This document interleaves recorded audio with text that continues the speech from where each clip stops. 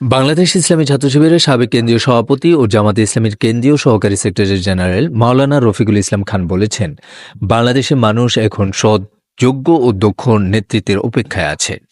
গণমানুষের সেই জন আকাঙ্ক্ষা পূরণের জন্য জামাত শিবিরকে আবারও ঐতিহাসিক ভূমিকা পালন করতে হবে। বাংলাদেশ জাতীয়তাবাদী দল বিএনপি এবং বাংলাদেশ জামাত ইসলামীর মধ্যে কোনো দূরত্ব নেই বলে তিনি বলেন, বরং আমাদের মাঝে সুসম্পর্ক রয়েছে। আগামী দিনের রাজনীতি হবে ইতিবাচক এবং সকল রাজনৈতিক দলেই ইতিবাচক মনোভাব থাকতে হবে, এটাই আমরা আশা করি। রোববার তাড়াশ উপজেলার নওগাঁ জিন্দিগি ডিগ্রি কলেজ মাঠে জামাতের বিশাল জনসভায় প্রধান অতিথির বক্তব্যে তিনি এসব কথা বলেন। রফিকুল ইসলাম খান বলেন, যেই ফেসিবাদী শক্তি জামাত শিবিরকে নিষিদ্ধ করেছিল, আজ তারাই জনগণের কাছে নিষিদ্ধ হয়ে গেছে। জামাত শিবির সব বাধা অতিক্রম করে তার লক্ষ্যে এগিয়ে যাচ্ছে।